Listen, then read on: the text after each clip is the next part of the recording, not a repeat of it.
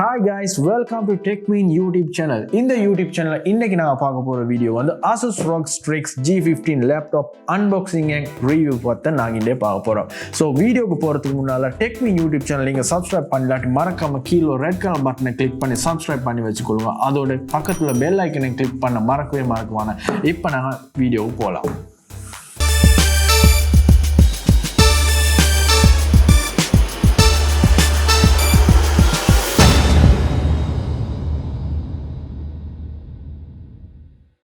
பொதுவாக தெரியும் எங்களுக்கு சின்னதாக நார்மலாக லேப்டாப்பை விட கொஞ்சம் ஒரு பெரிய சைஸில் ஒரு பாக்ஸில் போட்டு தான் லேப்டாப் எங்களுக்கு எடுக்கக்கூடியதாக இருக்கும் ஷாப்ஸில் நாங்கள் பர்ச்சேஸ் பண்ண டைமில். ஆனால் இந்த லேப்டாப்பில் Asus Rog Strix G15 இந்த பாக்ஸை பார்த்தா எங்களுக்கு பெரிய சைஸ் ஒரு பாக்ஸாக தான் காணப்படுது.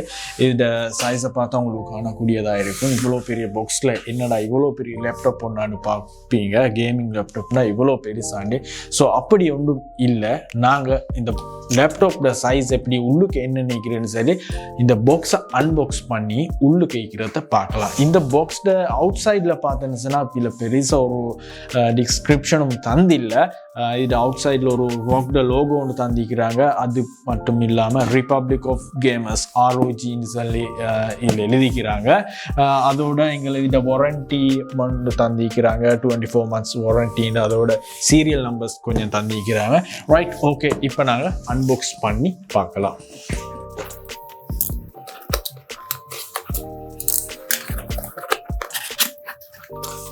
இதுதான் இந்த பாக்ஸுக்குள்ளே இந்த காணப்பட்டிருப்போம்.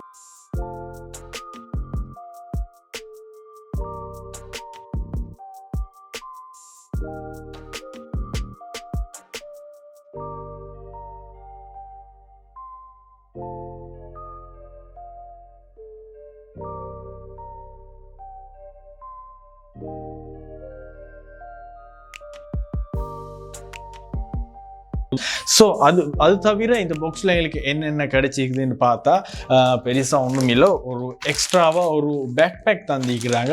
Asus Rog கேமர்ஸுக்கு தயாரிக்கப்பட்ட ஒரு ஸ்பெஷல் பேக் பேக் கொண்டு.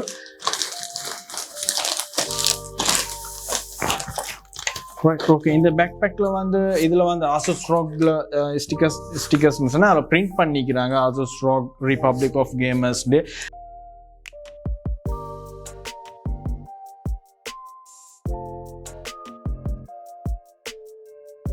எங்களோட மெயின் பார்ட் லேப்டாப். நாங்கள் இப்போ லேப்டாப் பாக்ஸை ஓப்பன் பண்ணி பார்ப்போம் உள்ளுக்கு என்னென்னு நிற்குதுங்க. லேப்டாப் பாக்ஸை நாங்கள் இப்படி எங்களை சைடால் ஓப்பன் பண்ணிக்கொள்வோம். இது ஓப்பன் பண்ணிக்கொள்றதுக்கு நாங்கள் இதை இப்படி ப்ரெஸ் பண்ணிக்கொண்டு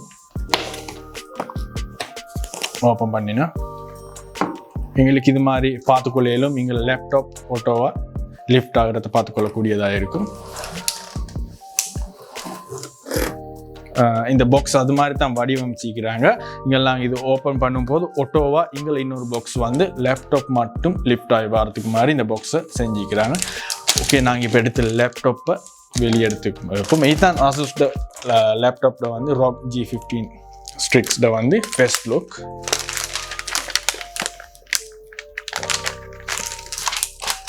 லேப்டாப்போட எங்களுக்கு என்னென்ன கிடைச்சிக்குதுன்னு சொல்லி இந்த பாக்ஸுக்குள்ளே இருக்குதுன்னு பார்க்கலாம்.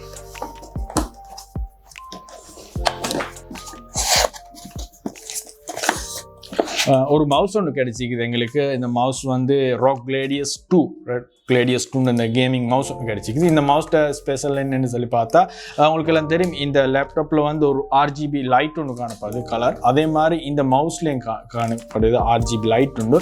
இந்த லைட் மவுஸை வந்து இந்த லேப்டாப் நான் கனெக்ட் பண்ணுறது மூலம் எங்களுக்கு இந்த லைட்டை வந்து எங்களுக்கு இந்த லேப்டாப் மூலம் எங்களுக்கு கண்ட்ரோல் பண்ணக்கூடியதாக காணப்படுது. அதுதான் வந்து இந்த மவுஸில் ஸ்பெஷல். அதோட இது DPI எல்லாம் கூடுதலாக இது கேமிங்க்கு இந்த மவுஸ் சூப்பர்பாக காணப்படுது. அதோட இதை யூஸ் பண்ணும்போது ஒரு ஸ்பெஷல் ஃபீச்சர் ஒன்று காணப்படுது. மற்ற மவுஸோடு பார்க்குற டைமில் ஒரு டிஃப்ரெண்ட் எங்களுக்கு ஃபீல் பண்ணக்கூடியதாக இருக்கும் இந்த மவுஸில்.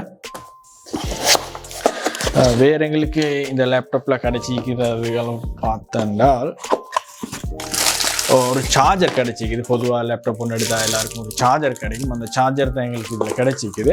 அந்த சார்ஜரில் ஸ்பெஷலாக செல்றதுக்கு ஒன்றும் இல்லை, அழகாக பாக்ஸ் டைப்பில் எங்களுக்கு வடிவமைச்சு ஒரு சார்ஜர் தான் எங்களுக்கு கிடைச்சிக்குது. அந்த சார்ஜர்லேயும் Rog லோகோ ஒன்று அடிச்சிக்கிறாங்க. அதோட ஒரு வயர் கோட் தந்திக்கிறேன். அந்த வயர் கோட் வந்து UK ப்ளக் வந்து வாய்க்கோடு தான் தந்திக்கிறாங்க. இதுதான் வந்து எங்களுக்கு எக்ஸ்ட்ராவாக கிடைச்சிக்கிறது இந்த லேப்டாப்போட. Right, okay. இப்போ நாங்கள் இந்த laptop Asus Rog Strix G15 unbox பண்ணி வெளியெடுத்து வச்சுக்கிறோம். இப்போ நாங்கள் இதை பற்றி பேசுகிறதுக்கு முதல்ல இந்த பொலித்தீன் கவர் அப்படியே ரிமூவ் பண்ணிக்கிட்டே பேசுவோம். ஸோ அப்படியே இந்த லேப்டாப்பை நாங்கள் அடுத்த சைடுக்கு திருப்பி பேக் சைட்லேருந்தே பேசி கொண்டு வருவோம். ஸோ ஃபர்ஸ்ட்டுக்கு நாங்கள் இந்த பேக் சைடை பார்த்து பேச போனால் இதில் பேக் சைடில் வந்து எங்களுக்கு பார்த்துக்கொள்ளேமா இருக்குது. ராக்னு அடிச்சிக்குது. அசுஸ கேமிங் லேப்டாப் இருந்தாலும் எல்லா இடத்துலையும் ராக்னு தான் அடிச்சிக்கிட்டாங்க, ரிபப்ளிக் ஆஃப் கேமர்ஸ். ஸோ இதில் வந்து எங்களுக்கு பார்த்துக்கொள்ளேமா இருக்குது. விண்டோஸ் ஸ்டிக்கர் ஒன்று அடிச்சிக்கிறாங்க. இந்த ஸ்டிக்கர் ஏன் அடிச்சிக்கிறாங்கன்னு சொன்னால் இது அதில் வந்து ஒரிஜினல் அதாவது விண்டோஸ் 10 64-bit ஒரிஜினல் இன்ஸ்டால் பண்ணியிருக்கு. அதால் வந்து விண்டோஸ் ஸ்டிக்கர் ஒன்று அடிச்சிக்குது. அடுத்தது வந்து இதோட பேக் சைடில் எங்களுக்கு பார்த்தா இருக்குது இது மாதிரி சின்ன சின்ன ஹோல்ஸ் இருக்குது. இந்த ஹோல்ஸ் ஏன் வச்சுக்கிறாங்கன்னு சொன்னால் இது வந்து ஒரு gaming laptop, high performance laptop. இந்த லேப்டாப்பில் நாங்கள் வந்து ஒரு கேம் ப்ளே பண்ணிக்கிட்டோ என்ன சரி ஹை பவர்ஃபுல் வேலை ஒன்று செய்யக்கிட்டோம், அதாவது ஒரு வீடியோ எடிட்டிங் மாதிரி ஒரு வேலை செய்யக்கிட்ட வந்து இந்த லேப்டாப் வந்து அவசரமாக ஹீட் ஆகும். அந்த ஹீட் ஆகிற டைமில் வந்து இந்த லேப்டாப்பில் வந்து கூல் ஆகிறதுக்காக வந்து தான் இந்த ஹோல்ஸ் வச்சுக்கிறாங்க.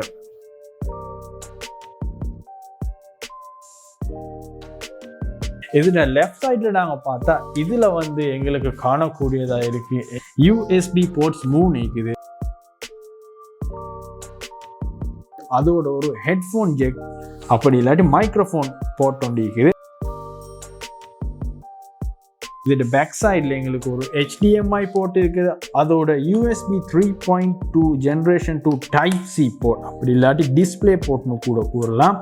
அதோட ஒரு லேண்ட் போர்ட் ஒன்று காணப்படுது. அதோட பவர் DC இன்புட் போர்ட் ஒன்று காணப்படுது. அதோட இதில் ரைட் சைடுக்கு போனால் எங்களுக்கு இதில் ஒரு போர்ட் மேலே எங்களுக்கு ஒரு ஸ்பீக்கர் காணப்படுது. பேக் சைடில் நாங்கள் முக்கியமான ஒரு விஷயத்தை பார்த்து பேசலாம். அதுதான் இந்த RGB லைட். இந்த RGB லைட் தான் இந்த லேப்டாப்பை நாங்கள் வாங்குறதுக்கு ஒரு மெயின் ரீசன் கூட கூறலாம். அதாவது இந்த லைட் வந்து நாங்கள் இதை யூஸ் பண்ண டைமில், அதாவது ஒரு சாங் ப்ளே பண்ணிக்கிட்டோ ஒரு கேம் ப்ளே பண்ணிக்கிட்டோ GLADIUS 2 மவுஸ், அந்த மவுஸையும் வந்து இந்த லேப்டாப்போட கனெக்ட் பண்ணி இதில் உள்ள சாஃப்ட்வேர் மூலம் நாங்கள் சிங்க் பண்ணி யூஸ் பண்ணுற டைமில் இந்த லேப்டாப்பில் உள்ள இந்த RGB லைட்டும் அந்த மவுஸும் சேர்ந்து எங்களுக்கு ஒரு டார்க்கில், அதாவது ஒரு லைட் ஆஃப் பண்ணிட்டு மாதிரி யூஸ் பண்ணுற டைமில் ஒரு டிஃப்ரெண்ட் ஃபீலிங் ஒன்று மாதிரி தருது.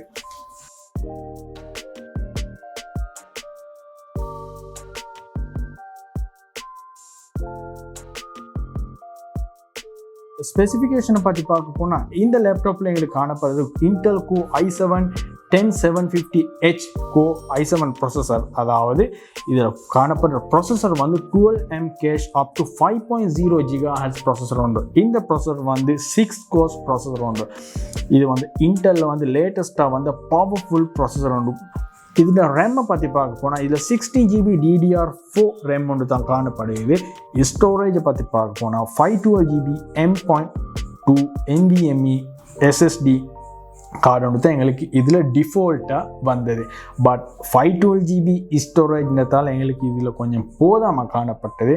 அதால் நாங்கள் இந்த லேப்டாப்பை பர்ச்சேஸ் பண்ணுற டைமில் எக்ஸ்ட்ராவாக பே பண்ணி இன்னொரு 512GB SSD கார்டு ஒன்று இதுக்கு அப்கிரேட் பண்ணிக்கணும். இப்போ 1TB ஸ்டோரேஜ் காணப்படுது.